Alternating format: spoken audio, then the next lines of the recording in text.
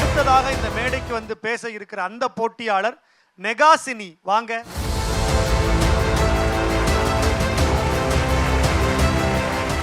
வணக்கம் நெகாசினி. வணக்கம் அண்ணா. தொடர்ந்து 4 சுற்றுகளை கடந்து 5வது சுற்று வந்திருக்கிறீங்க. அதுக்கே முதல்ல உற்சாகமான வாழ்த்துக்கள். இந்த பேசா பொருள் சுற்றுல என்ன தலைப்பு? பரப்பி வச்ச சீர்வரிசை. பரப்பி வச்ச சீர்வரிசை பேச போகுது. உங்களை போலவே நாங்கள் எல்லோரும் ஆர்வத்தோட காத்திருக்கிறோம். பரப்பி வச்ச சீர்வரிசை என்ன பேச போகுதுன்னு கேட்கறதுக்கு எல்லாரும் ஒரு கைத்தட்டல்களோடு உற்சாகமாக வாழ்த்துறோம். சிறப்பா பேசுங்க. நன்றி அண்ணா. அது இதுன்னு தேடி தேடி ஓடி ஓடி கூடி கூடி பேசி குய்யோ முய்யோன்னு கூப்பாடு போட்டு கடையையே கலவரமாக்கி எங்களை வண்டியில ஏத்திட்டாங்க. எவ்வளவு தூரம் தாங்க வலிக்காத மாதிரியே வர்றது. இப்பவே கண்ணை கட்டுதே. பொண்ணை கொஞ்சம் பக்கத்தூர்ல கட்டி கொடுங்களே. 3 மணி நேரம் 4 மணி நேரம் முட்டி மோதி நஞ்சு நாராகி போன எங்களை ஒரு வழியா இடத்துக்கு கொண்டு வந்து சேர்த்துட்டாங்கப்பா. ஏ நான் நீனு முந்தாதீங்கப்பா. உன்னையும் தான் இறக்க போறாங்க, என்னையும் தான் இறக்க போறாங்க. அட்ரா புட்ரான்னு அண்டாங்குண்டாவை தூக்கி பின்னால வை, அடுக்கு சட்டியை தூக்கி முன்னால வை, பீரோவை இந்த பக்கம் வை, கட்டில் அந்த பக்கம் வை, கிரைண்டரையும் மிக்சியும் கிழக்கால வை, வடக்கால வாஷிங் மிஷினையும் ஃப்ரிட்ஜையும் வை, தட்டு முட்டு சாமானெல்லாம் தள்ளி வை, அடுப்பையும் 5-6 தட்டையும் அதுக்கு பக்கத்துல வை. அப்பப்பா காதே கிழிஞ்சு போச்சு. இந்த அளப்புற ஆறுமுகத்தை ஓரம் அணிக்க சொல்லுங்க. இப்ப பாருங்க நாங்க எவ்வளவு அழகா இருக்கோன்னு. அங்கிட்டு இங்கிட்டுன்னு எங்கங்க பாக்குறீங்க? இங்க பாருங்க, நான் தான் பரப்பி வச்ச சீர்வரிசை பேசுறேன். வர்றவங்க போறவங்கலாம் பொண்ணு மாப்பிள்ளைய பாக்குறாங்களோ இல்லையோ, என்னத்தான் வச்ச கண்ணு வாங்காம பாப்பாக. வண்ண வண்ண சேலைங்க வரிசையா கொடியில விரிச்சு கிடக்குன்னு வாயடைச்சு போய் நிக்கிறாக. ரொம்ப அலட்டிக்காதம்மா. புதுசுங்கிற மவுசு கொஞ்ச நாளைக்கு தான். மவுசு குறைஞ்சோன்னு மூச்சு முட்டை அலமாரியில அடைச்சு வைக்க போறாக. புது பொண்ணு மாப்பிள்ளைய உட்கார வச்சு உல்லாசமா ஊர் சுத்தி காமிக்க போறது நான் தாங்க. மாப்பிள்ளை மட்டும் மவராசனா இருந்தா என்ன நல்லா பார்த்துப்பாரு. ஏதாவது ஏடா கூடமா ஆச்சுன்னா இந்த வண்டியை போய் நம்ம தலையில கட்டிட்டாங்களேன்னு ரொம்ப தான் சலிச்சுப்பாரு. ஒய்யாரமா குழுகுழு அறையில இருந்த எங்களை இவ்வளோ புழுக்கமான இடத்துல இந்த அண்டாங்குண்டானோட பரப்பி வச்சுட்டாக. இந்த அண்டாங்குண்டான அசால்ட்டா சொல்லிப்புட்ட நீங்க எல்லாம் இன்னைக்கு இஎம்ஐல முளைச்ச காலானுங்கம்மா. பல நாளா பரணியில கடந்தாலும் நான்லாம் பரம்பரை சொத்திமா. பாட்டி கல்யாணத்துல இருந்தேன், இப்ப பேத்தி கல்யாணத்துல இருக்கேன். தங்கத்தோட தங்கச்சிமானா. ரொம்ப தம்பட்டம் அடிக்காத. எப்படி இருந்தாலும் ஒரு நாள் கூத்துக்கு தான் நம்மெல்லாம் அப்புறம் மூட்டை முடிச்ச கட்டி மச்சில போட்டுருவாங்க. ஒரு நாள் கூத்துக்கானம்ம இல்லவே இல்லைம்மா. வரவேற்பறையில தொடங்கி அடுப்பாங்கரை, பூஜை அறை, படுக்கறை, கழிப்புற வரைக்கும் நம்ம ராஜ்யம் தானே. சரியா சொன்னம்மா. இப்படி இருந்தனா எப்படி ஆயிட்டேன்னு புகுந்த இடத்துல பொண்ணுக்கு கெத்த கொடுக்கறதே நம்ம தானே. இன்னைக்கு ஒரு நாள் மட்டும் நம்மளை பரப்பி வைக்கலன்னா கல்யாண பொண்ணு ஆயுசுக்கும் மூளையில உட்கார வச்சிருவாங்க. பரப்பி வச்ச சீர்வரிசையும் பார்த்து பார்த்து வாங்கின தங்க நகைகளையும் விட மணப்பொண்ணோட புன்னகை தாங்க ரொம்ப பெருசு. கெட்டி மேளம் டும் டும் டும் டும். அப்பாடா தாலி கட்டிட்டாங்கய்யா. இவங்க தாலி கட்டுறதுக்குள்ள நம்மளை படுத்துற பாடு இருக்கே. நாள் கணக்கா சொல்லிக்கிட்டே இருக்கலாம். பகட்டுக்காக சீர்வரிசை பரப்பி வைக்கலங்க. பகட்டுக்காக சீர்வரிசை பரப்பி வைக்கலங்க. நாங்களும் புகுந்த இடத்துக்கு தான் போறோம். அங்க ஒண்ணு இங்க ஒண்ணுமா குறை இருந்தாலும் ஊதி பெருசாக்காம வயிறார சாப்பிட்டுட்டு மனசார வாழ்த்திட்டு போங்க. நன்றி, வணக்கம்.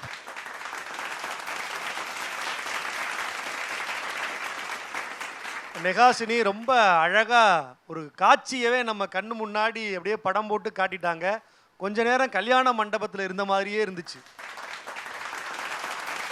ஒரு சிறப்பான உரையை நெகாசினி வழங்கி இருக்கிறாங்க. இந்த உரை நடுவர்களை எந்த அளவுக்கு ஈர்த்தது அப்படின்னு கேட்கலாமா? முதல்ல அன்பிற்கினி அண்ணன் பாடலாசிரியர் நிரஞ்சன் பாரதி அவர்கள். சீர்வரிசை பேசுவது போன்ற உன்னுடைய இந்த பேச்சு தமிழ் உலகத்துக்கு கொடுக்கப்பட்ட ஒரு சீர், சங்கரா டிவியால் கொடுக்கப்பட்ட சீர் நெகாஷினி என்பதை நிரூபித்திருக்கிறது. அவ்வளவு அடர்த்தி, அவ்வளவு நேர்த்தி, உன்னுடைய நினைவாற்றல் மிகவும் பாராட்டுக்குரியது. ரொம்ப மெச்சத்தகுந்தது. அதுவும் ஒரு வழக்கமான பாணியில நான் சீர்வரிசை பேசுகிறேன். சீர்வரிசை என்றால் எப்படி இருந்ததுன்னு தெரியுமா? அந்த மாதிரி இல்லாம ஒரு பாட்டி கதை சொல்ற மாதிரியான ஒரு பாணியில எல்லோருக்கும் நெருக்கமான ஒரு எளிமையான மொழியில நீங்க சொன்ன விதம் உங்களை தனித்து காட்டுகிறது. நன்றி ஐயா. உங்களுடைய உழைப்புக்கு என்னுடைய வாழ்த்துக்கள். நன்றி ஐயா. மென்மேலும் வளர வாழ்த்துக்கள். நன்றி ஐயா. கவிஞருக்கு நன்றி. தொடர்ந்து அன்பிற்கினிய அண்ணன் மணிகண்டன் அவர்கள். பார்வையாளர்களுக்கு தான் தெரியும், நிறைய இந்த பிள்ளைங்களே ஒவ்வொரு வெரைட்டி கொடுக்குறாங்க பேச்சில். மூச்சடக்கி முத்து எடுக்கிற மாதிரி பேசுகிறது, பாடல்களை மனனம் செய்து பேசுவது, ஏற்ற இறக்கம் பேசுவது. இந்த பாப்பா பேச்சை கேட்டால் ஒரு கிரேசி மோகன் ட்ராமாவை கண்ணு முன்னாடி கொண்டு வந்து நிறுத்தின மாதிரி இருந்தது. நன்றி ஐயா. பேச வைப்பார் பாத்திரங்களை, இவளும் பாத்திரங்களை பேச வச்சா. அவ்வளோதான். அதுக்கு மேலே எனக்கு சொல்ல தெரியல. எனக்கு தெரிஞ்சு என் அனுபவத்துக்கு எட்டி சீர்வரிசையில் இதுக்கு மேலே ஒருத்தர் பேசினா அவங்க வேற உலகத்துல இருந்து தான் வரணும். பிரமாதம். நன்றி ஐயா. அண்ணனுக்கு நன்றி. அன்பிற்கினிய அம்மா ரேவதி சங்கரன் அவர்கள். நான் முந்தியெல்லாம் பாடுவேன், தொகையை ஏற்றிப்புட்டு சாமான குறைக்காம பரப்பிட வேணும், ஊர் பார்த்து மயங்க வேணும். ஏன்னா அந்த பரப்பி வைக்கிறதுங்கிறது ஒரு பெரிய விஷயம். அதை என்னன்ட்டு சொல்லிப்புட்டிய ஆத்தி, எனக்கு என்ன சொல்கிறதுண்டே தெரியல அத்தா. உன் கல்யாணத்துக்கு கண்டிப்பாக வந்துடுவேன், ஒரு அண்டாவாவோ குண்டாவாவோ தூக்கிக்கிட்டு. நன்றி அம்மா. அருமையாக இருந்துச்சு. நன்றி அம்மா. அவங்க நினச்சா உன் கல்யாணத்துக்கு எதை வேணாலும் சீராக கொடுப்பாங்க. ஏன்னா நாங்கள்லாம் வெறும் அம்மா அப்பா, அவங்க எந்திரனுக்கே அம்மா அப்பா. அழகான வாழ்த்துறையை மதிப்புரையாக வழங்கி இருக்கிற நடுவர்களுக்கு ஒரு உற்சாகமான கைத்தட்டல்களால் நன்றிகளை உரித்தாக்குறோம். ஒரு சிறப்பான உரையை ஒரு வித்தியாசமான பாணியில் இந்த மன்றத்தில் பதிவு செய்ததற்காகவே நெகாசினிக்கு ஒரு உற்சாகமான கைத்தட்டல்கள், வாழ்த்துக்கள். நன்றி அண்ணா. பேசா பொருள் சுற்றுல பேசாத பொருட்கள் பேசுனா எப்படி பேசும் அப்படின்னு இந்த இளம் பிள்ளைகள் பேசுகிறாங்க. அந்த வரிசையில் அடுத்ததாக இந்த மேடையில் வந்து பேச இருக்கிற அந்த செந்தமிழ் செல்லம் அபிநயா. வாங்க.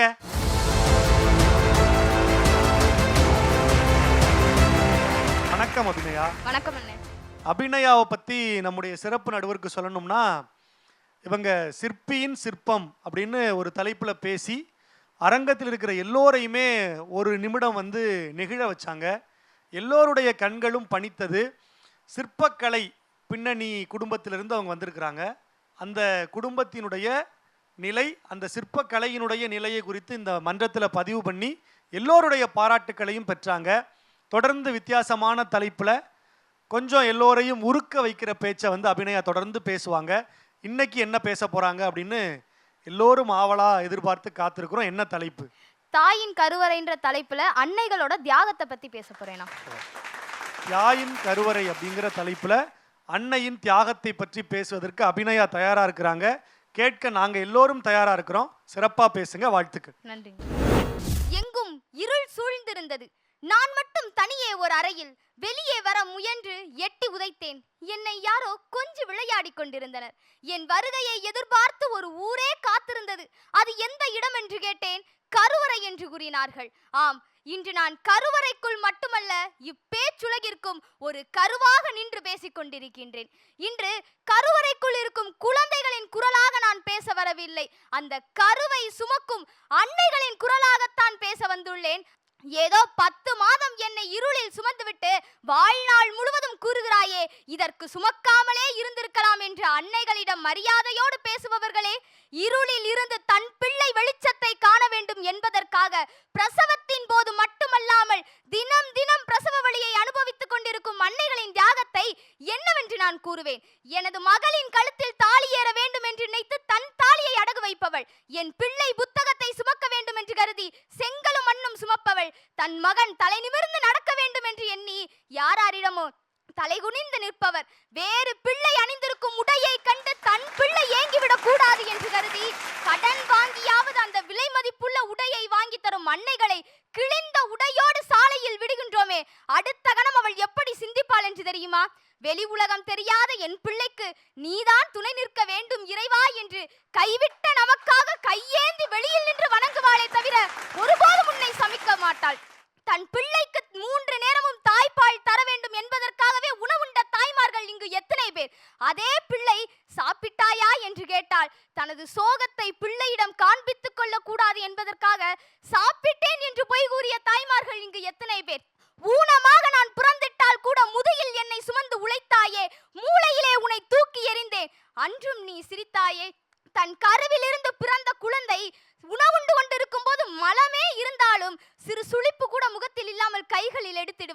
அதே குழந்தை மலத்திற்கு தரும் மரியாதையை கூட உனக்கு தராத போது மனமுடைந்து நீ நின்றாயே.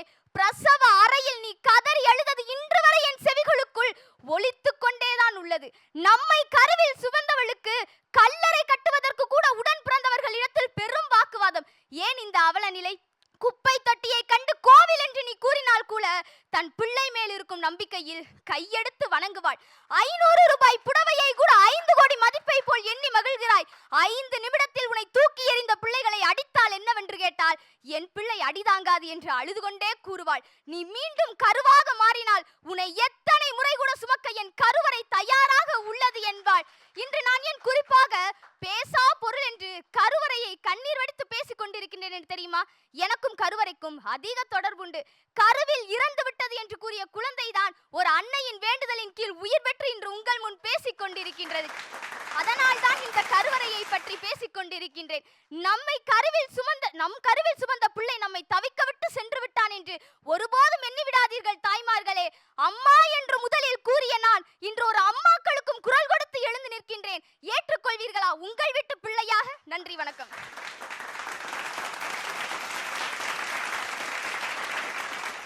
அழகா பேசியிருக்கிறாங்க. குழந்தையா நான் வந்து பேச வரல, கருவறையா நான் வந்து பேச வரல, அந்த அம்மாவாகவே நான் பேசுறேன் அப்படின்னு ஒரு அற்புதமான உரையை அபிநயா வழக்கம் போல இந்த மன்றத்தில் பதிவு பண்ணியிருக்கிறாங்க. தொடர்ந்து நடுவர்கள் என்ன சொல்றாங்கன்னு கேட்கலாமா? கேட்கலாம். முதல்ல எங்கள் அன்பிற்கினிய அண்ணன் மணிகண்டன் அவர்கள். இந்த தலைப்பை தேர்வு செய்யும் போதே ஒரு 50% வெற்றி கிடைச்சிடும். அந்த மாதிரியான தலைப்பு தான் அந்த தாய்மை பற்றிய விஷயம். அது உலகத்தில் யாராக இருந்தாலும் சரி, அம்மா அப்படின்னாலே அது அம்மானா அம்மா தான், மற்றதெல்லாம் சும்மா தான். அதனால் அந்த தாயினுடைய பெருமையை அழகாக ஒரு கருவறைன்னு நீ ஆரம்பித்து அந்த தாய் படக்கூடிய வேதனையெல்லாம் சொல்லிவிட்டு இப்போ என்ன சொல்லிட்டேன்னா அழகாக அந்த தாயை நீங்கள் புறக்கணிக்கிறீங்களே, இதுக்கு தர்ற மரியாதை அதுக்கு தரலையே, நீங்கள் அப்படி செய்கிறீங்களே, அப்போ கூட என் பிள்ளைக்கு அடிதாங்காது வலிக்கும் அப்படின்னு சொல்லுவான்னு அந்த ஒரு தாய்மையே பெண்மைக்குரிய ஒரு மேன்மையோடு பேசினீங்க. திரைப்பட காலத்துலேருந்து இலக்கிய காலத்துலேருந்து இன்றைய காலம் வரைக்கும் தாய்மையை மதிக்கக்கூடிய தேசமாக தான் இன்றைக்கும் நான் தான் வேடிக்கையாக சொல்லுவேன். ராமனுக்கு இன்றைக்கும் ஏன் மரியாதை என்ன? மன்னவன் பணி என்றாகிலும் நிம்பணி மறுப்பெனோ என் பின்னவன் பெற்ற செல்வம். ஏன் பண்டரிபுரத்து கிருஷ்ணனுக்கு அழகுன்னா புண்டரிகன் வந்து தாய் தந்தைக்கு பணிவிட பண்ண போகிறேங்கிறதுக்காக காத்து. அந்த மாதிரி எதை எடுத்துக்கிட்டாலும் அம்மாங்கிற போது நம்முடைய இதயத்தினுடைய ஈரம் கசிந்திருக்கும். அதை ரொம்ப படம் பிடித்து வடம் பிடித்து எங்கள் இதயத்தில் இடம் பிடித்தாய். வாழ்த்து. அழகான மதிப்புரைக்கு நன்றி அண்ணா. தொடர்ந்து எங்கள் அன்பிற்கினிய கவிஞர் அவர்கள். அபிநயா, அதாவது அம்மாவுடைய தியாகத்தை பற்றி ரொம்ப உளப்பூர்வமாக உணர்வு மயமாக நீ பேசிய விதம் ரொம்ப நெகிழ்ச்சி அடையக்கூடிய விதத்தில் அமைந்திருந்தது. உன்னுடைய ஒவ்வொரு வார்த்தையிலும் வந்து உன்னுடைய அந்த 100% பயிற்சியும் முயற்சியும் அந்த உழைப்பும் தெரிந்தது.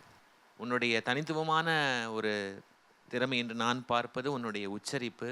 அது ரொம்ப சிறப்பாக இருந்தது. உன்னுடைய உடல் மொழி ரொம்ப சிறப்பாக இருந்தது. கொஞ்சம் வேகத்தை குறைக்கலாமோ என்று என்னுடைய ஒரு ஆலோசனை. இன்னொரு ஆலோசனை என்ன அப்படின்னா, அம்மாவின் தியாகம் ஓரளவுக்கு ஒரு பொதுவான தலைப்பு தான்.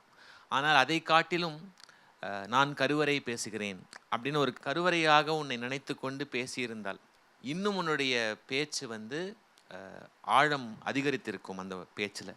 ஏன்னா கருவறை பேசினால் எப்படி பேசும் என்று கற்பனை செய்து நீ இந்த மன்றத்துக்கு வழங்கியிருந்தால் இன்னும் உன்னை அது வந்து ஓங்கி நிற்க செய்திருக்கும் என்பது என்னுடைய அபிப்பிராயம். இதை கருத்தில் கொண்டு அடுத்தடுத்த சுற்றுகளுக்கு இதே போல அந்த ஆற்றொழுக்கான அந்த அழகான நடையில் நீ பேசி வெல்ல வேண்டும் என்று மனதார வாழ்த்துகிறேன். நன்றி. தொடர்ந்து எங்கள் சிறப்பு நடுவர் மரியாதைக்குரிய அம்மா ரேவதி அவர்கள். அபிநயா, நீங்கள் வந்து அந்த அம்மாவை பற்றி அவள் செய்கிற தியாகம் பற்றி ஒன்று சொல்கிற பொழுது எனக்கு கண்ணுக்கு முன்னால் அந்த படம் தான் விரியுது. ஒரு குப்பை தொட்டியை காட்டி இது கோவில்னு சொன்னால் கூட உன் பிள்ளைக்காக ஒருத்தி அவள் வேண்டிப்பான்னு சொன்னதெல்லாம் உண்மையிலே உங்களுடைய அவர் சொன்னது போல் உச்சரிப்பு அற்புதம். தமிழை இப்படித்தான் பேச வேண்டும், இப்படி பேசினால்தான் இது உள்ளத்தில் போய் தைக்கும். இது சொல்லுகின்ற ஒரு ஒரு வார்த்தையும் ரொம்ப அழகாக இருந்தது. ஆமாம், கடைசியில் என்ன ஒரு பொடி வச்சுட்டீங்க, கருவில் இறந்துருச்சு இந்த குழந்தைன்னு சொல்லி. அப்படி பிறந்த குழந்தை யார்?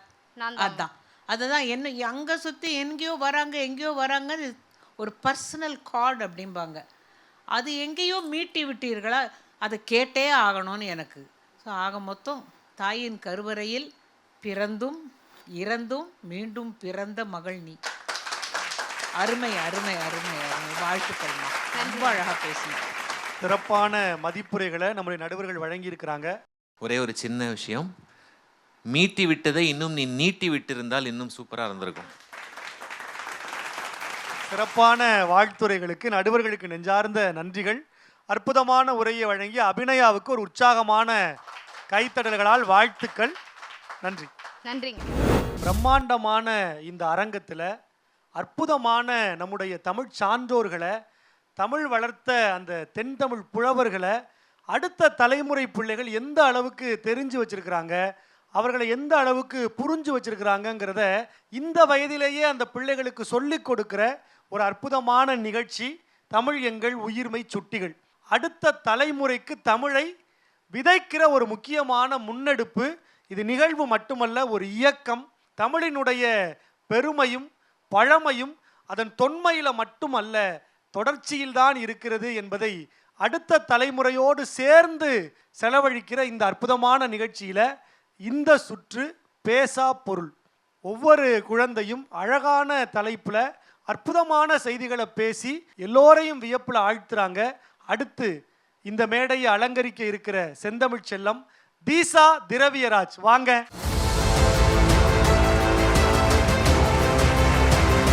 தொடர்ந்து எல்லா சுற்றுகள்லையுமே தீஷா ஒரு நல்ல உரையை வழங்கணுங்கிற முனைப்போடு நல்ல தயாரிப்போடு மேடைக்கு பேசுகிற ஒரு போட்டியாளர்.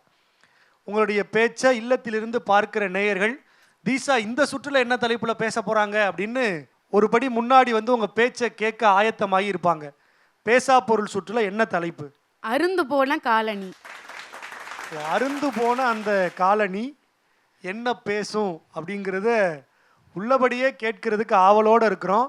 சிறப்பாக பேசுங்க. வாழ்த்துக்கள். ரொம்ப நன்றி.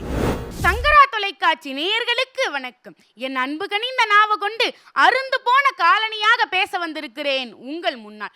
உழைப்பதற்காகவே விலைக்கு வாங்கப்படும் அடிமைகள் நாங்கள். மனிதர்களின் பாதங்களுக்கு பயண வாகனங்கள். உள்ளே ஒருவர் இருக்கிறாரா இல்லையா என்று அறிவிக்கும் பித்தளை போர்டுகள் பின்னால் வந்தவை. நாங்களோ வெகு காலமாக அந்த வேலையை செய்து வருகிறோம். காலமெல்லாம் உழைத்தாலும் வாசலில் மட்டுமே வாசம் புடுகிறோம். நாணத்தில் கவிழும் தாமரை கண்கள் உங்களை சந்திப்பதற்கு முன்பாக என்னைத்தான் சந்திக்கின்றன. அப்படிப்பட்ட காலனியான நான் அருந்து போவதற்கு முன்பு நடந்த சில நிகழ்வுகளை சொல்கிறேன், கேளுங்கள். ஆரம்பத்தில் என்னை நீங்கள் வாங்கிய போது என்னை அணிந்து கொண்டு கோவிலுக்கு சென்றீர்கள். நீங்கள் சாமி கும்பிட்டு விட்டு வரும்போது கோவிலில் அவ்வளவு கூட்டம். அதனால் பல காலனிகளுக்குள் என்னை மட்டும் அபூர்வமாய் தேடி கண்டுபிடித்து பெருமூச்சு விட்டீர்கள். அந்த நொடி நீங்கள் என் மீது எவ்வளவு அன்பு வைத்திருக்கிறீர்கள் என்று எண்ணி ஆனந்தமடைந்தேன். ஆனால் அதை அப்போது யோசிக்கும் போது புரியவில்லை, இப்போது யோசிக்கும் போதுதான் புரிகிறது. அதற்கு நீங்கள் என் மீது வைத்த அன்பு காரணம் இல்லை, என்னை வாங்கிய பணத்தின் மீது கொண்ட பற்றுதான் காரணம் என்று. தலையில் சிறிது நேரம் சுமக்கும் கிரீடத்திற்கு கொடுக்கும் மரியாதையை உங்களையே சுமக்கும் எனக்கு நீங்கள் கொடுப்பதில்லை. ஏன் 6 மாதமானாலும் உங்களுக்காக ஓடாய் தேயும் மனிதன்தான் நான். மனிதன் இல்லை, உங்களை சுமக்கும் ஒரு கருவி நான்.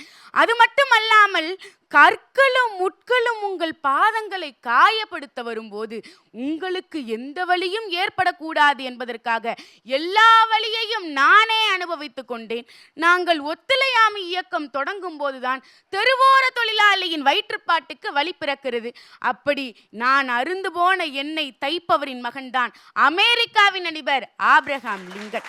காலனி இல்லாமல் நடக்கும் நமக்கே சிரமமாக இருக்கிறது என்றால் அந்த தெய்வம் இந்த உலகையே சுற்றி வந்து ரட்சிப்பார், அவளுக்கு எவ்வளவு சிரமமாக இருக்கும் என்று எண்ணி ரவுஸ் பீட்டர் மீனாட்சிக்கு வாங்கி கொடுத்த காலனி ரவுஸ் பீட்டர் மீனாட்சியின் மீது வைத்த பக்தியை மட்டும் சொல்லவில்லை, இந்த காலணி இருந்தால் அந்த கடவுளுக்கு கூட கால் வலிக்காது என்று எங்கள் பெருமையும் தான் சொல்கிறது.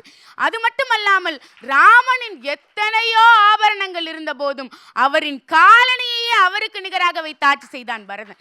அப்படி கடவுளுக்கு நிகராக சிம்மாசனத்தில் வைத்து ஆட்சி செய்த என்னை நீ புறக்கணிக்கிறாயா? உடனே நீங்கள் கேட்கலாம், கடவுளுக்கு நிகராக உன்னை சிம்மாசனத்தில் வைத்திருந்தார்கள் என்றால் உன்னை அணிந்து கொண்டு ஏன் கோவிலுக்குள் வரக்கூடாது என்கிறார்கள் என்று நீங்கள் கேட்டால் அதற்கு நான் சொல்லும் பதில், நன்கு கேட்டுக்கொள் மனிதா, வேறொன்றுமில்லை. என்னை அணிந்த புண்ணியத்தால் நீ கோவிலுக்குள் சென்று விடுகிறாய். உன்னை சுமந்த பாவத்தால் நான் வெளியேயே நின்று விடுகிறேன். மழை காலத்தில் மட்டும் பயன்படும் குடையை வீட்டில் பத்திரப்படுத்தி வைப்பாய். உனக்காக தினமும் ஓடாய் தேயும் என்னை வெளியேயே விட்டு விடுவாய்.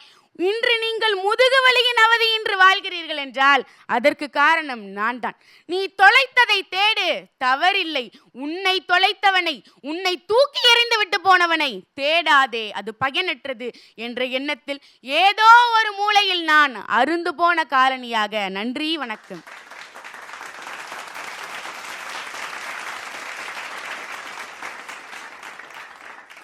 தீஷா ரொம்ப அற்புதமான ஒரு உரையை வழங்கியிருக்கிறாங்க. ஒரு உற்சாகமான கைத்தட்டுக்கள், பாராட்டுக்கள். இந்த குழந்தைகள் இவ்வளவு தூரம் அற்புதமாக பேசுவாங்களா அப்படின்னு உள்ளபடியே ஆச்சரியத்தில் உறைந்து போயிருக்கிற இந்த பொழுதுல நம்முடைய சிறப்பு நடுவராக இந்த மன்றத்தை அலங்கரிக்கிற அன்பிற்கினிய அம்மா ரேவதி அவர்கள் அவருடைய மதிப்புரைகளை வழங்க கேட்போம். தீஷா, ஆரம்பத்தில் நான் எதிர்பார்க்கல. காலணியை பற்றி நிறைய விஷயங்கள் இருக்குது. ஒற்றை செருப்புங்கிறோம், அருந்து போன செருப்புங்கிறோம். ஆனால் அந்த செருப்பு பேசினால் அப்படிங்கிறதுல இப்படி மூளை முடுக்கெல்லாம் அந்த செருப்பு போயிட்டு வரும்னு நான் நினைக்கல. ரொம்ப நன்றிங்க. இது வெறும் ராஜபாட்டையில் போகிற பாதுகை அல்ல. நீ எங்கெல்லாம் போய் கஷ்டப்படுறவனுடைய வீட்டுக்கு போய் அப்ரஹாம் லிங்கனை போய் தொட்டு மீனாட்சிக்கு தங்கத்தில் செருப்பு செஞ்சு கொடுத்த அந்த பீட்டரையும் பற்றி பேசி என்னால் நம்ப முடியல. இப்போ பேசா பொருள்னு என் கையில் ஒரு பேனா கொடுத்தீங்கன்னா அந்த பேனா சொல்லும், இந்த தீஷா பேச்சுக்கு நீ மார்க்கை போட்டுருவ அப்படிங்க. அதனால நான் பேனாவையே தொடமாட்டேன். ரொம்ப நன்றிங்க. எங்கள் பாசத்திற்குரிய அண்ணன் மணிகண்டன் அவர்கள். முதல்ல பார்வையாளர்கள் சார்பாக, எங்களுடைய தொழில்நுட்ப கலைஞர்கள் சார்பாக, நிர்வாகம் சார்பாக, மதிப்பீட்டாளர்கள் சார்பாக இந்த குழந்தையை பெற்ற பெற்றோர்களுக்கு ஒரு நிமிடம் இடைவிடாது ஒரு கைத்தட்டு கொடுக்கணும். சினிமாவோட ஒரு செய்தியை ஒப்பிடுறதுக்கு மன்னிக்கணும், திரைக்கதையில் பாக்யராஜ் மாதிரி கிடையாதும்பாங்க. ஒரு விஷயத்தை கொண்டு போய் வேறு இதோட சேர்க்கறதுல பார்த்திபன் மாதிரி கிடையாதும்பாங்க. ஒரு சினிமாவாக பார்த்தா ஒரு பாக்யராஜ் பார்த்திபன் மாதிரி இந்த வயசில் ஒரு ட்ரெண்ட் செட் பண்ணிட்டேன் இந்த பேச்சில். ரொம்ப நன்றிங்க. ஒரு எழுத்தாளனுக்குரிய பார்வையை பார்த்தா ஜெயகாந்தன் சொல்லுவார், கோபத்தையும் உண்மையும் கக்காத பேனா பேனாவே இல்லைன்னு. அந்த மாதிரி ஒரு எழுத்தாளனுக்குரிய கோபம் உண்டான்னா உன் பேச்சில் இருந்தது. ரொம்ப நன்றிங்க. எல்லாரும் தமிழ்நாட்டில் பேசுகிறான், அறம் சார்ந்து பேசுகிறவனும் வாழ்கிறவனும் ரொம்ப குறைவு. உன்னுடைய பேச்சை கேட்டால் ஒரு தமிழறிவு மணியனுடைய கஞ்சி போட்ட சட்டையே பேசின மாதிரி இருந்துச்சு. ரொம்ப நன்றிங்க. அதை விட எனக்கு எங்கே தெரியுமா, நீ அப்படியே வானத்தில் பறக்கும் போதே நட்சத்திரமா எங்கே தெரியுமா மின்னி மிளிர்ந்த. நான் உன்னை சுமந்துட்டு வந்துட்டேன், நீ போயிட்டடா கோவிலுக்குள்ள. உன்னை சுமந்த பாவத்துக்கு நான் வாசலில் இருக்கேன், என்ன பாரு. ரொம்ப நன்றிங்க. இதுக்கு மதிப்பெண் போடுறதை விட நான் உன்னைய தலைவணங்கி கையெடுத்து கும்பிடுறேன் அம்மா. ரொம்ப நன்றி. அதாவது ஒரு ஒரு ஒரு ஒரு காலனியை பற்றி பேசி ஒரு இதயத்துக்குள்ள கனிவான ஒரு பெண்ணாக உள்ளே போக முடியும் அப்படின்னா ஒரு பேச்சு. இதை ட்விட்டர்லேயும் ஃபேஸ்புக்லேயும் இன்ஸ்டாகிராம்லேயும் வைரல் ஆக்கலைன்னா அவன் மனுஷனே இல்லை. சபாஷ். ரொம்ப நன்றிங்க. அண்ணனுக்கு நன்றி. தொடர்ந்து அன்பிற்கினிய கவிஞர் நிரஞ்சன் பாரதி அவர். செருப்பு பற்றிய உன்னுடைய பேச்சை எண்ணி பார்க்கும்போது ஒரு நடுவராக என்னுடைய பொறுப்பு பற்றி எனக்கு ரொம்ப பயமாக இருக்கிறது. எப்படி மதிப்பெண் போடுவதுன்னு தெரியல. நேரம் ஆக ஆக ரொம்ப கடுமையாகிறது போட்டி. எங்களுக்கும் சவாலாக இருக்குது. எந்த இடத்திலும் ஒரு சோர்வில்லாமல், ஒரு பயம் இல்லாமல், தங்கு தடையின்றி ரொம்ப தைரியமாக, உணர்ச்சி பூர்வமாக அந்த காலனியை பற்றி நீ பேசிய விதம் ரொம்ப சிறப்பு. ரொம்ப நன்றி. சிறப்பு. ஒரு 3 நிமிடங்கள் எங்கள் அனைவரையும் வந்து காலனி ஆதிக்கத்துக்கு உட்படுத்தியதற்கு உனக்கு வாழ்த்துக்கள். ரொம்ப நன்றிங்க ஐயா. உன்னுடைய பேச்சை கேட்டால் செருப்புகளுக்கெல்லாம் கூட செருக்கு வந்து விடுமோ அப்படின்னு தோன்றியது. ரொம்ப நன்றிங்க ஐயா. அருந்து போன காலனியாக இருந்தாலும் உன்னுடைய பேச்சு எங்களுடைய நெஞ்சங்களை தைத்தது. அம்மா அவர்கள் சொன்னது போல செருப்பில் தொடங்கி அப்புறம் ஆப்ரஹாம் லிங்கன் வரைக்கும் போய் அப்புறம் மீனாட்சி அம்மன், பீட்டர் அவங்களையெல்லாம் சொன்ன விதம் ரொம்ப சிறப்பு. உங்களுடைய அந்த மெனக்கெடல், அந்த உழைப்பு, அந்த அர்ப்பணிப்பு மிக மிக பாராட்டத்தக்கது. ரொம்ப நன்றி. உங்களுடைய திறமையை விட உங்களுடைய அந்த அர்ப்பணிப்பு உணர்வு இருக்கு இல்லையா, அந்த உழைக்க வேண்டும் என்கின்ற அந்த முனைப்பு, அதுதான் உங்களை இன்னும் இன்னும் உயரத்துக்கு கொண்டு போகும். உங்களுடைய இந்த பேச்சு என்ன ஒரு உணர்வை தந்தது அப்படின்னா, செருப்பை இனி சாதாரணமாக நினைக்கக்கூடாது. செருப்புன்னா என்ன, வேறு எதுவும் இல்லை, காலுக்கு அணிவிக்கின்ற மகுடம் அப்படின்னு வச்சுக்கலாம். ரொம்ப நன்றிங்க ஐயா. அழகான மதிப்புரைகளை வழங்கிய நடுவர்களுக்கு ஒரு உற்சாகமான கைத்தட்டல்களும் நன்றிகளும். சிறப்பான உரையை வழங்கிய தீசாவுக்கு இல்லத்தில் இருந்து பார்த்து கொண்டிருக்கிற நேயர்கள் இந்நேரம் கைத்தட்டல்கள் மூலமா வாழ்த்துக்களை சொல்லியிருப்பாங்க. நாங்களும் கைத்தட்டல்கள் மூலமா வாழ்த்துக்களை சொல்றோம். வாழ்த்துக்கள். ரொம்ப நன்றிங்க. செந்தமிழ் செல்லங்கள் சிறப்பான உரைகளை தொடர்ந்து வழங்கிக்கிட்டு இருக்கிற இந்த வேளையில இந்த பேசா பொருள் சுற்றுல 3 நடுவர்கள் தயாரா இருக்கிறாங்க. அடுத்ததாக இந்த மேடையை அலங்கரிக்க இருக்கிற செந்தமிழ் செல்லம் ஹிரண்யஸ்ரீ, வாங்க.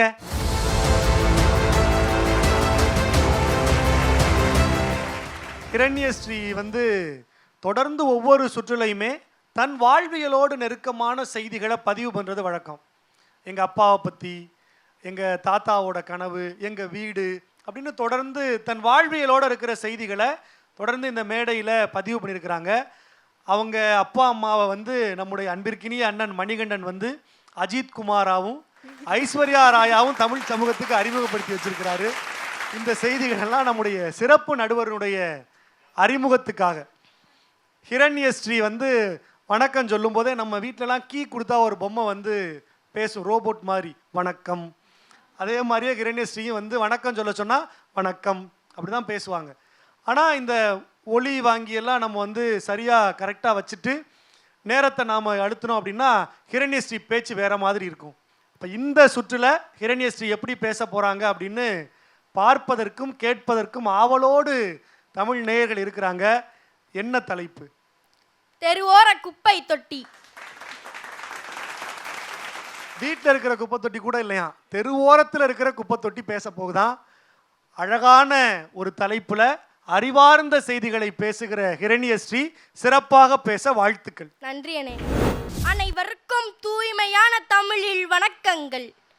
நாட்டையும் வீட்டையும் தூய்மையாக்க தலை மேல் முறம் ஒரு மணிமகுடம், தரை கோட்டும் துடைப்பான் சிறு செங்கோல், தெருவெங்கும் நடக்கும் என் ஆட்சி, கட்டெரும்பும் கரப்பானும் அதன் சாட்சி. ஆக நானும் அரசன்தான், என்னை நம்பினால் நாடும் வீடும் தூய்மையோடு நலம் பெறும். நான் தான் தெருவோர குப்பை தொட்டி. மனிதா, உன் மீது காதல் கொண்டேன். ஏன் தெரியுமா?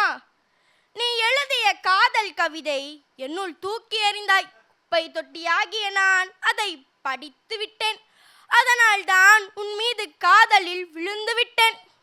வருடம்தோறும் ஆயுத பூஜை கொண்டாட்டம், எது எதற்கோ சிறப்பு அலங்கார கவனிப்பு. ஆனால் நாட்டை தூய்மையாக வைக்க நினைக்கும் எனக்கு திண்டாட்டம், ஒரு கவனிப்பும் இல்லையே மனிதா. மனிதா, உண்டியலில் சில்லறைகளை சிதறாமல் போடுகிறாய், ஆனால் என் மீது மட்டும் குப்பையை வீசி செல்கிறாய். இது நியாயமா? நானும் உண்டியலும் ஒரே கடையில் தான் விற்கப்பட்டோம். எனக்கு சில்லறை வேண்டாம். சில்லறை போல் சிதறாமல் குப்பையை என்னுள் தந்துவிட்டு செல். நான் இப்போது 2 குணம் கொண்ட குப்பை தொட்டியாய் மாறிவிட்டேன். மக்கும் குப்பை தொட்டி, மக்கா குப்பை தொட்டி என்ற 2 குணம். ஆனால் பல குணம் கொண்ட மனிதா, என் குணம் அறிந்து உன் குப்பையை தர மறுக்கிறாயே, இது நியாயமா? அது மட்டுமா, நெகிழி என்னும் மக்கா குப்பை என் அருகில் வீசி சென்று உன் நிலத்தை நீயே அழிக்க நினைக்கிறாயே. இனிமேல் என் குணம் அறிந்து உன் குப்பையை கொடு. நானும் ஒரு விதமான அன்னதான கூடம்தான். ஏன் தெரியுமா? மிச்ச மீதி உணவுகளை ஏந்தி நின்று உணவில்லா ஏழைகளுக்கு பசியார உணவு தந்தேன். அப்போ நானும் ஒரு விதமான அன்னதான கூடம் தானே. மனிதர்களே, இந்த அன்னதான கூடத்தை தூய்மையாக வைத்திருங்கள், பலருக்கும் உணவளிக்க. மனிதர்களே, உங்களுடைய பழைய ஆடைகளை எனக்கு மட்டும் தராமல் ஆடை இல்லாதவர்களுக்கும் தரலாமே. நான் சில நேரம் பிஞ்சு குழந்தைகளையும் சுமக்கின்றேன். அக்குழந்தையின் அழுகுரல் கேட்டு என் உயிரில்லா இதயம் துடித்தது. மனிதர்களே, நான் ஒன்றும் அரசின் தொட்டில் குழந்தை திட்டத்தின் தொட்டில் கிடையாது. உன் சிசுவை என்னுள் போடுவதற்கு நான் தெருவோர குப்பை தொட்டி. மனிதா, அது எப்படிப்பட்ட குழந்தையா இருந்தாலும் அதனை உன்னுள் உயிராய் வைத்துக்கொள். ஏனெனில் கோவிலில் குழந்தை வரம் கேட்டு பல தம்பதியினர் அழுது கொண்டே என்னை கடந்து செல்வதை நான் பார்க்கிறேன். காரியம் முடிந்த பின் காகிதம் குப்பை தொட்டிக்கே சொந்தம். மனிதா, நீயும் விதிவிலக்கல்ல. உன் எண்ணங்களில் கெட்ட எண்ணம் கொண்ட குப்பையை வைக்காமல் நல்ல எண்ணம் கொண்ட குப்பையை வைத்துக்கொள். என் அன்பு உறவுகளே, நாடும் வீடும் எங்கெங்கிலும் தூய்மையை நிலைநாட்ட, குப்பை தொட்டியில் குப்பையை கொட்ட சின்னஞ்சிறார்களுக்கு பழக்கப்படுத்துவோம், நாமும் பழகுவோம். நன்றி, வணக்கம்.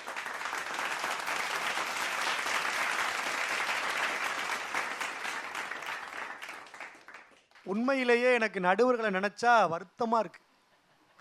எல்லாரும் நல்லா பேசினா எப்படி?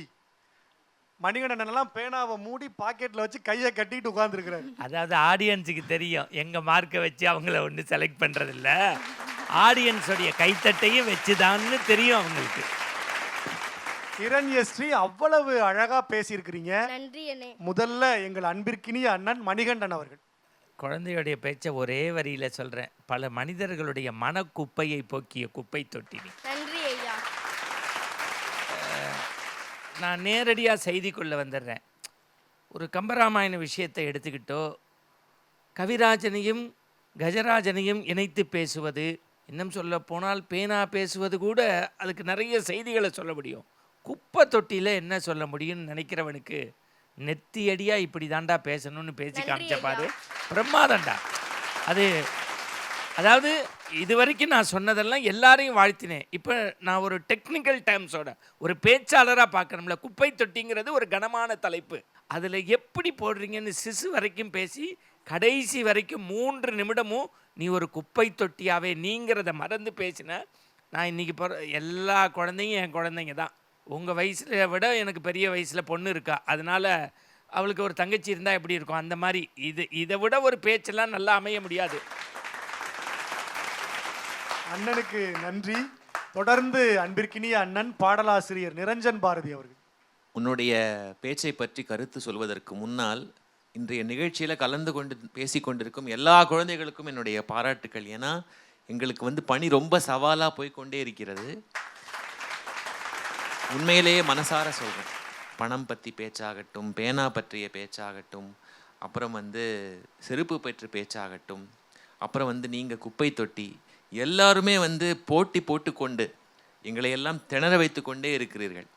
அந்த விதத்தில் உன்னுடைய இந்த பேச்சு எப்படி இருந்தது என்றால், பொதுவாக நாம் குப்பையை போய் கொட்டுவோம். ஆனால் இன்றைக்கு குப்பை தொட்டி தன்னையே கொட்டி இருக்கிறது. எடுத்து பார்த்தால் எல்லாமே வைரங்களாக இருக்கு. எந்த இடத்திலும் ஒரு சுணக்கமோ அல்லது ஒரு தயக்கமோ இல்லாமல் அவ்வளவு சிறப்பாக ஒரு குப்பை தொட்டி தன்னை பற்றி ஒரு கவிதை எழுதி வாசித்தால் எப்படி இருக்கும், அப்படி இருந்தது உன்னுடைய பேச்சு. உன்னுடைய பேச்சிலிருந்து நான் எடுத்துக்கொள்ளுகின்ற அந்த சாரம் என்ன அப்படின்னா, கழிவுகளின் மீதும் கழிவிரக்கம் கொள்ளுங்கள் என்பது போல இருந்தது. பொதுவாக குப்பை அப்படின்னு சொன்னாலே எல்லோருக்கும் ஒரு வெறுப்பு, அங்கே போனால் என்ன துர்வாசம் தான் வீசும் அப்படின்னு ஒரு எண்ணம். ஆனால் இந்த பேச்சு இருக்கு இல்லையா, இந்த குப்பை தொட்டி பற்றி இந்த பேச்சு நறுமணம் கமிழ்ந்தது, தமிழ் மனம் கமிழ்ந்தது. புறத்தில் இருந்த குப்பை தொட்டியை பேசி அகத்துக்குள் இருக்கும் குப்பையை பற்றி பேசி மண்ணுக்கும் மனத்துக்கும் நீ உரம் சேர்த்திருக்கிறாய். நன்றி ஐயா. இது உனக்கு வரமாக அமைய என்னுடைய பிரார்த்தனைகள். நன்றி. நன்றி ஐயா. நன்றி அண்ணன். தொடர்ந்து எங்கள் சிறப்பு நடுவர் மரியாதைக்குரிய அம்மா ரேவதி அவர்கள். மனம் வீசும் குப்பை தொட்டியே, இனி என்னுடைய கண்ணோட்டம் குப்பை தொட்டியை பார்க்கும்போது வேறு மாதிரி இருக்கும்.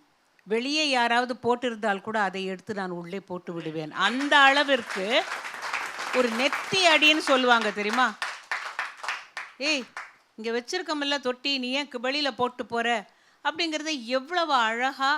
ஆனால் எல்லாத்தையும் விட அது மதுரையிலேருந்து இந்த குழந்தை வந்து இங்கே பேசுகிறாங்கிறது எனக்கு ரொம்ப சந்தோஷம். அது என்னுடைய மண்ணும் கூட.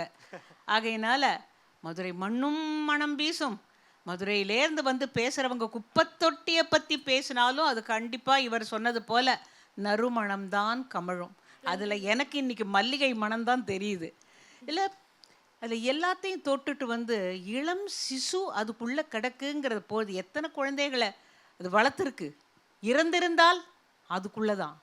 ஆனால் அந்த குரல் கேட்டு அதுகளுக்கு கூட பிழைப்பு கிடைச்சது, உயிர் கிடைச்சது அப்படின்னா அந்த தொட்டி மட்டும் இல்லைன்னா நாய் சாப்பிட்ருக்காதா? இதெல்லாம் நினச்சி பார்க்குற பொழுது இதுக்குள்ளே ரொம்ப ஆழமாக போய் அந்த குப்பை தொட்டி தன்னுடைய ஆதங்கத்தை அழகு தமிழில் அழகான உருவில் வந்து எங்களுக்கு சொன்னது. இந்த குப்பை தொட்டியும் நான் வீட்டுக்கு தூக்கிட்டு போயிட போகிறேன். அழகான மதிப்புரைகளை வழங்கிய நடுவர்களுக்கு நெஞ்சார்ந்த நன்றிகள். சிறப்பான உரையை வழங்கிய ஹிரண்யஸ்ரீக்கு ஒரு உற்சாகமான வாழ்த்துக்களோடு நம் பாராட்டுக்களை தெரிவிக்கலாம். வாழ்த்துக்கள். நன்றி அண்ணே. இந்த அற்புதமான நிகழ்ச்சியை விறுவிறுப்பாக்குகிற செந்தமிழ் செல்லங்கள் இன்னும் சில பேர் வித்தியாசமான தலைப்புல விறுவிறுப்பான உரைகளை வழங்க காத்திருக்கிறாங்க. இது ஸ்ரீ சங்கரா தொலைக்காட்சி பெருமையோடு வழங்குகிற தமிழ் எங்கள் உயிர்மை சுட்டிகள். இது செந்தமிழ் செல்லத்திற்கான பிரம்மாண்ட தேடல்.